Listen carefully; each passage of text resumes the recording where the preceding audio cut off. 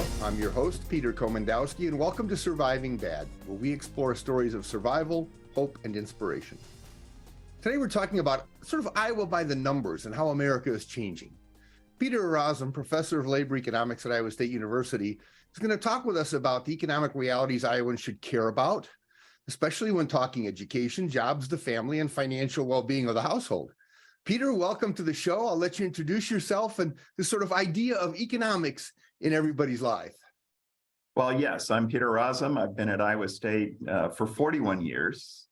I was actually born in Ames. My father got his PhD here in 1956.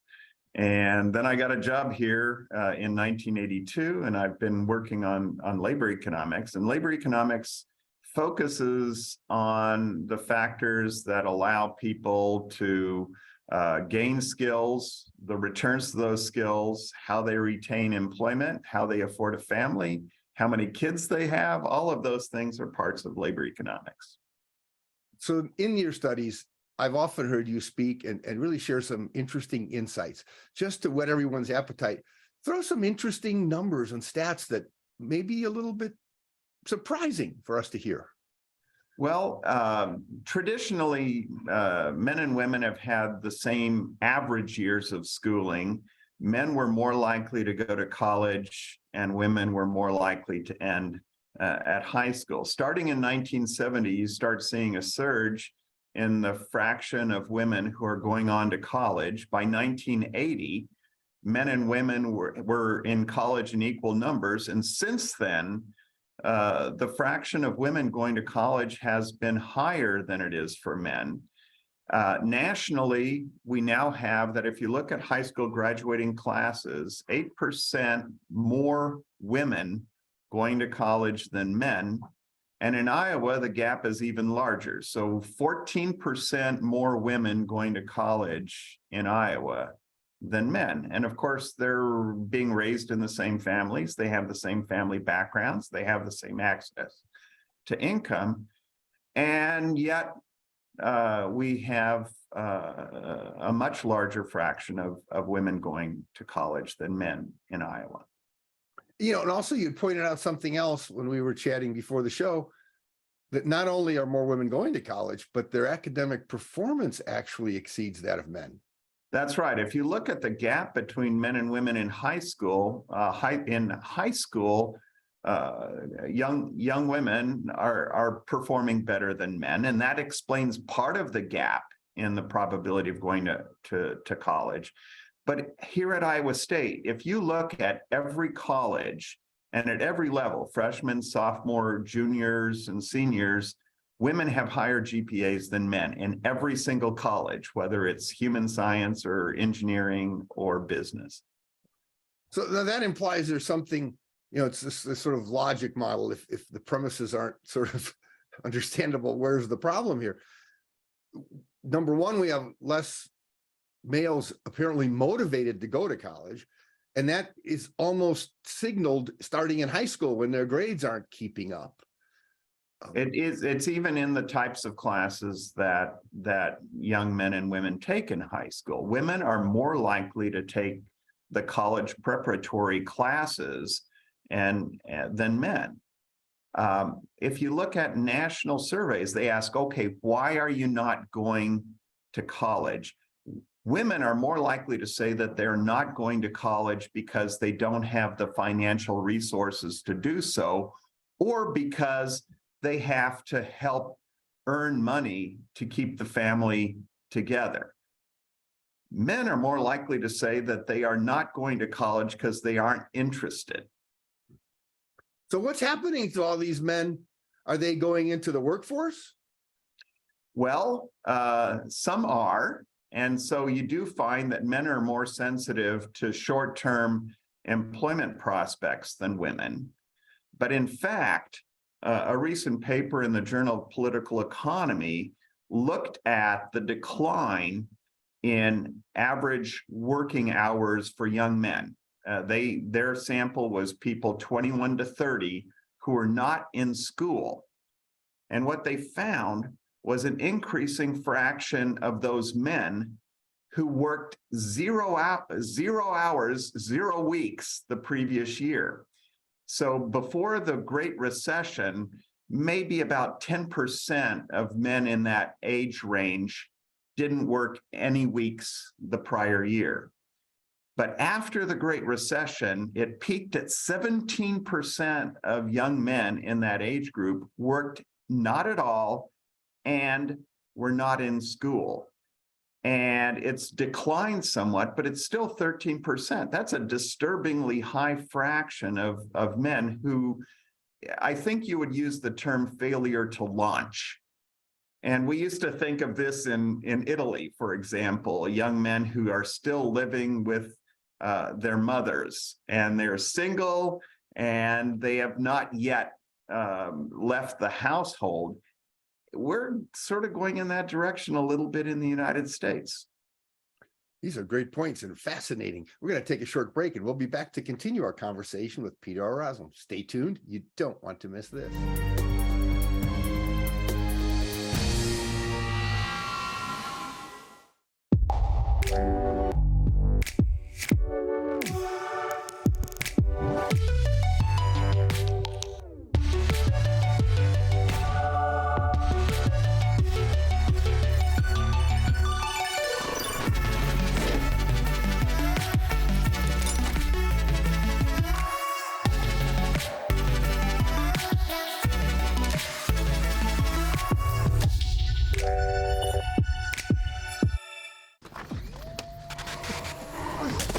Multiple studies have shown that marijuana can slow both driver reaction and response time, which can be really dangerous.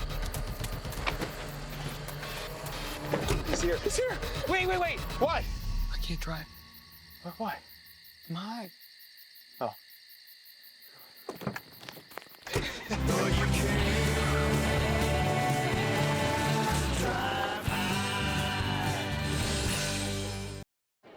The black truck?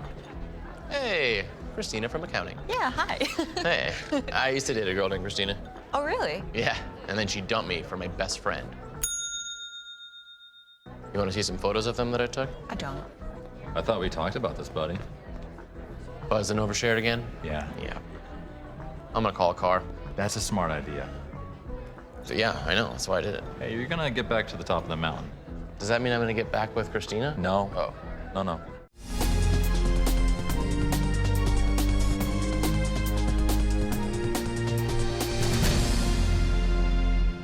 Hello, I'm your host, Peter Komendowski, and welcome to Surviving Bad. We're talking with Professor Peter Orazem from Iowa State University. His work in labor economics helps us understand the economic realities facing Iowa and Iowa families. And Peter, you had mentioned something called failure to launch. Even though my kids are grown, I can relate to any parent looking at a child and thinking failure to launch is sort of a big deal. Can you talk a little bit more about that? Sure. Failure to launch is the story where it appears that you have a child who is neither continuing in school and acquiring additional skills, nor do they appear to be heavily engaged in the labor market. They're not setting themselves up for a career. Now, why is that critical?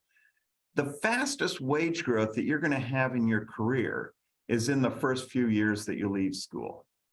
And if you're not working in those first few years that you're leaving school, you're setting yourself up for a career of relatively flat earnings and potentially even declining earnings because you're not going to be viewed as credible by potential employers. And if you're thinking of the difference between young men and young women, increasingly we have some fraction of young men who appear to be in that group where you have failure to launch. Now, among the things that implies is when they look at, okay, what sorts of things do young men and young women look for in a spouse, right? If they're going to start to set up a household, what do they look for? Well, about a little bit less than half of young men say they're looking for a spouse who has a steady job. 78% of young women say that their spouse has to have a steady job. And increasingly, that's created a problem in the marriage market because there are fewer single men with jobs available per single woman.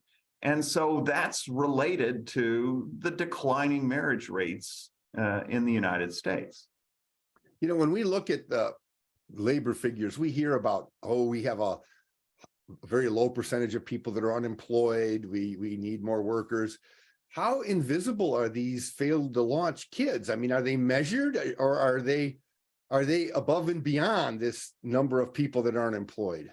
Well, when we measure unemployment rates, we look at as a fraction of people who are considered in the labor market. You're in the labor market if you're employed or if you're not employed but actively seeking work.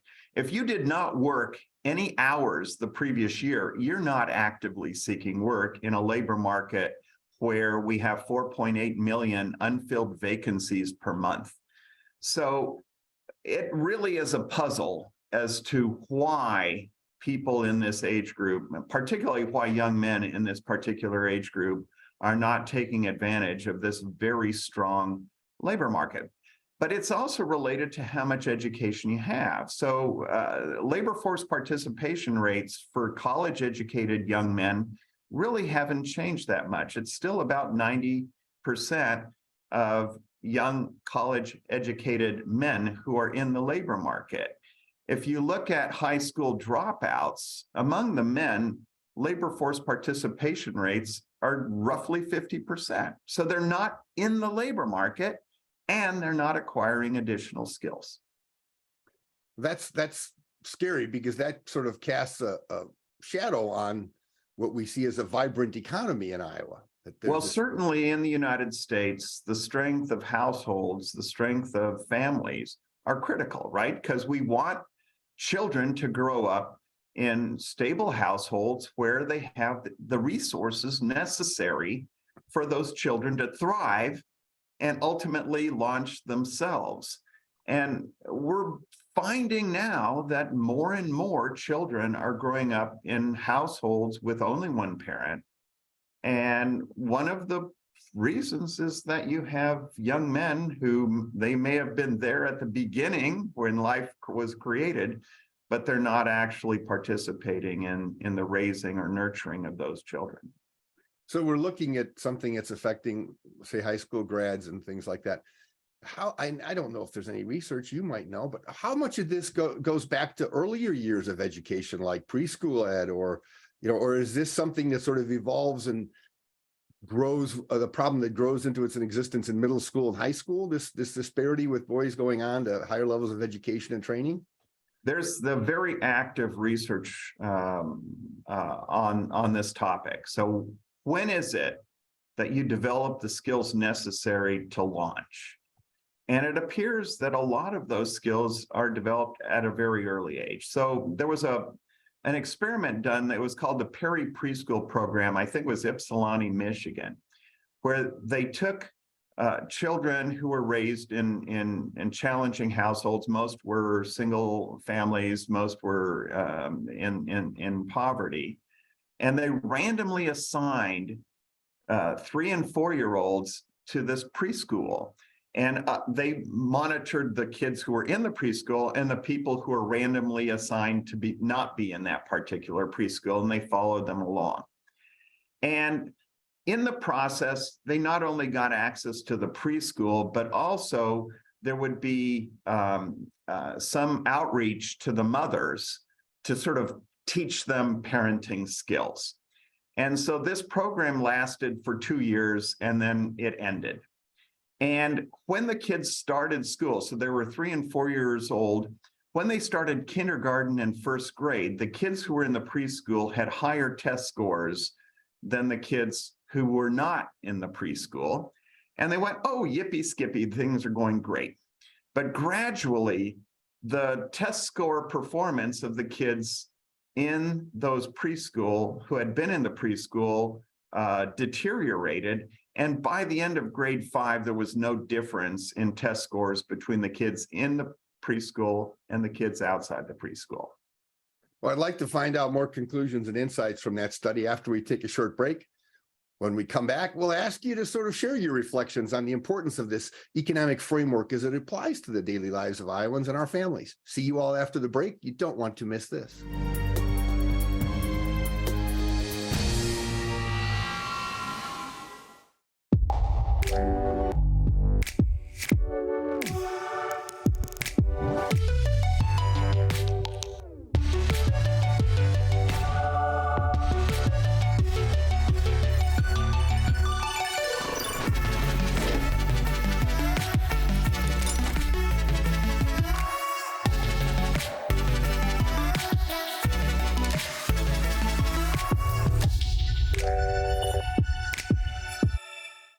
You told me not to talk to strangers. You told me not to cross the street without looking both ways. You told me not to touch the stove. You told me not to do drugs. You told me not to drink and drive. You gave me so many messages about how to stay safe. Why didn't you keep me safe by properly storing your gun?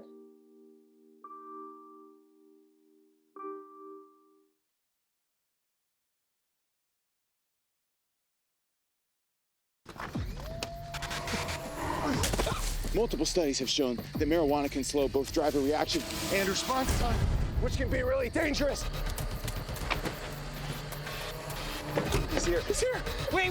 What? I can't drive. Why? Mike. Oh.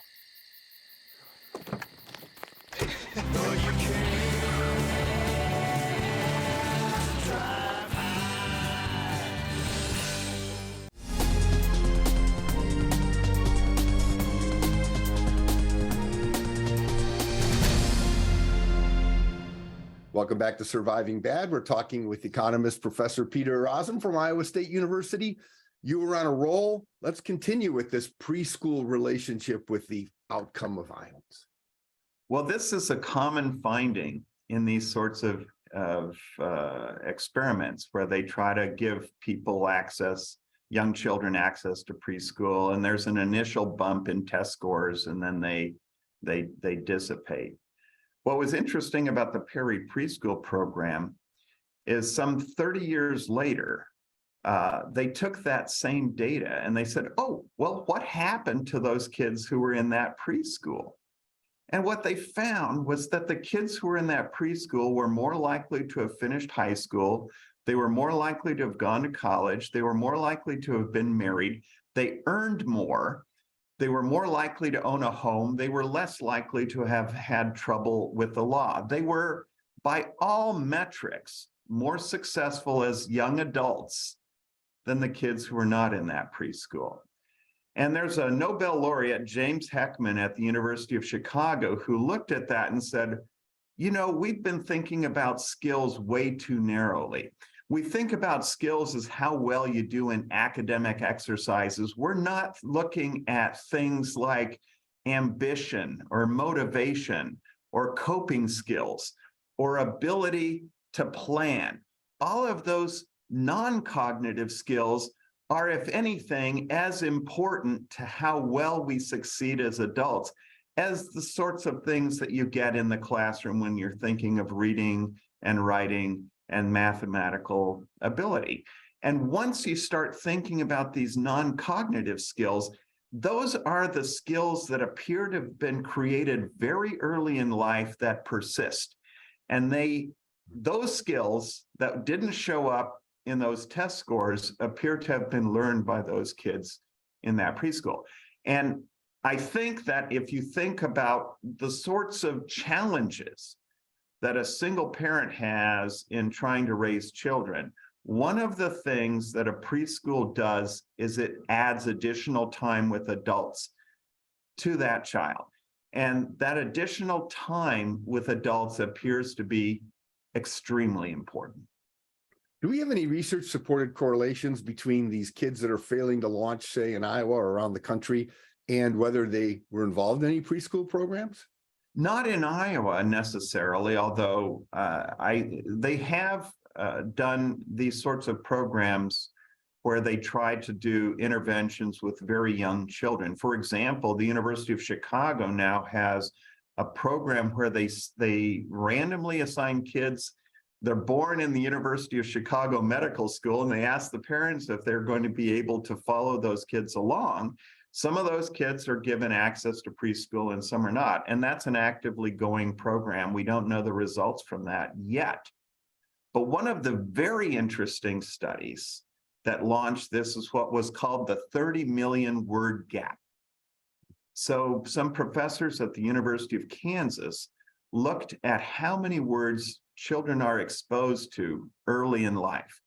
And it turns out that children who are raised in, say, two professional parent households get exposed to a lot more words, a lot more time with their parents, but also a lot more language than, say, a child in a single parent household.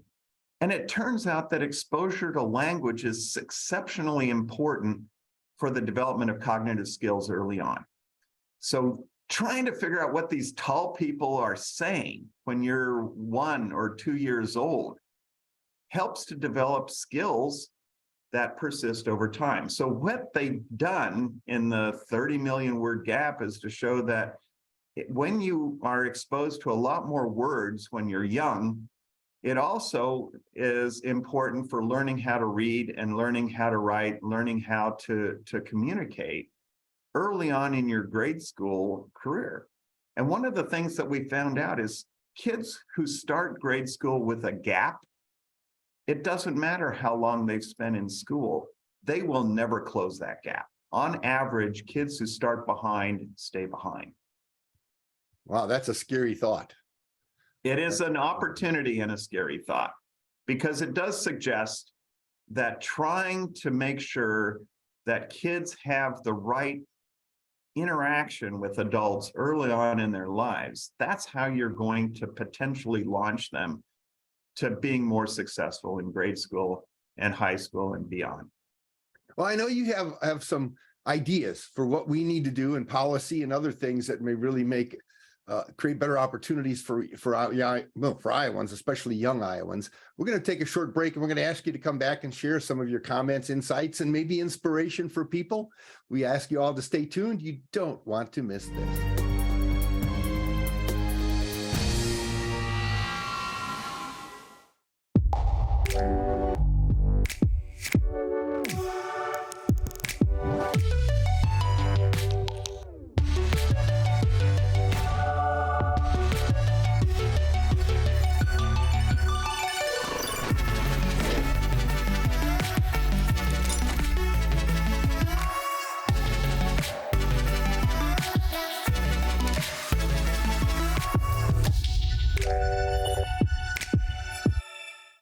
You told me not to talk to strangers. You told me not to cross the street without looking both ways. You told me not to touch the stove. You told me not to do drugs. You told me not to drink and drive. You gave me so many messages about how to stay safe. Why didn't you keep me safe by properly storing your gun?